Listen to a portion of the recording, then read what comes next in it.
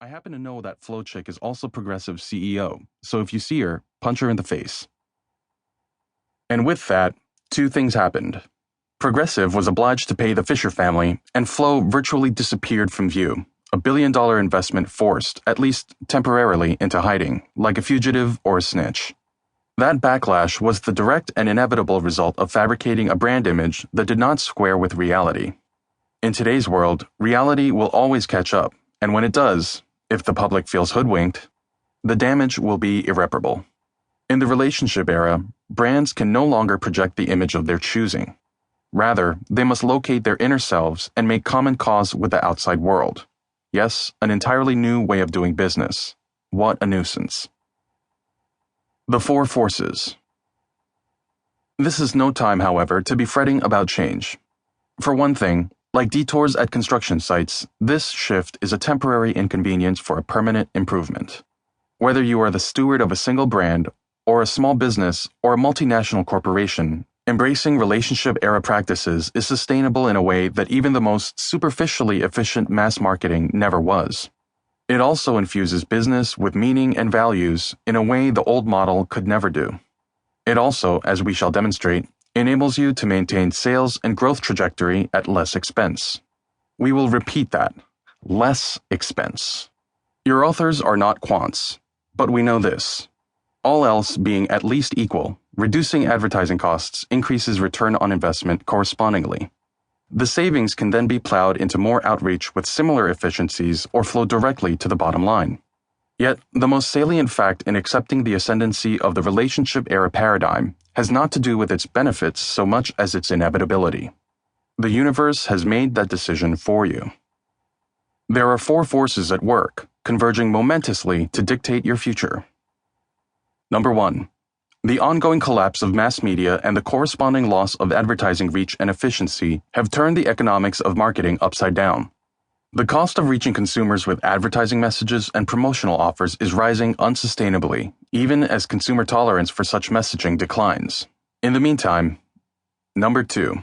The internet has torn down the ramparts separating the corridors of business power from the teeming hordes. Once, corporations and brands could operate behind nearly impregnable fortifications.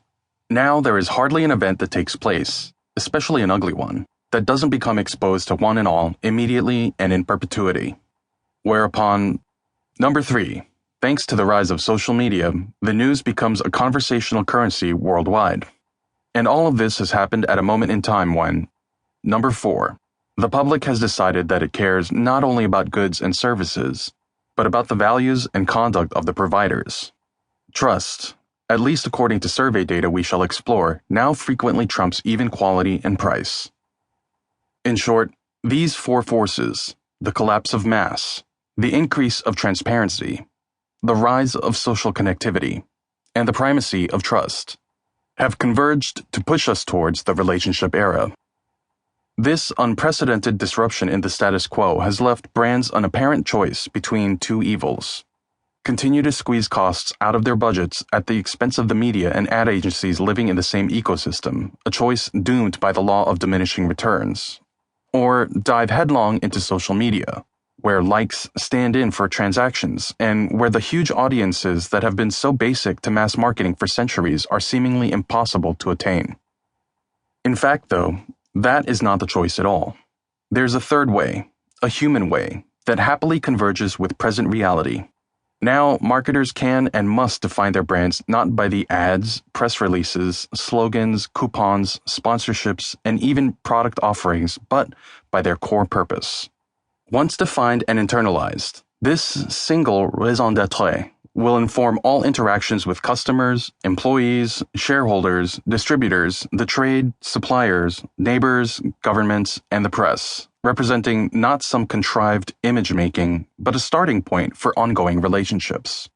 These relationships manifest themselves face-to-face in traditional communications channels, in the crucible of third-party word-of-mouth, and ever more vastly online, where opportunities to meet and greet are endless. What flows from that commitment is the steady building of trust and fellowship, which may sound like Boy Scout pieties, but that also build lifetime customer value, lower promotional costs, and enhance share price. It isn't hard to adapt to the relationship era. You needn't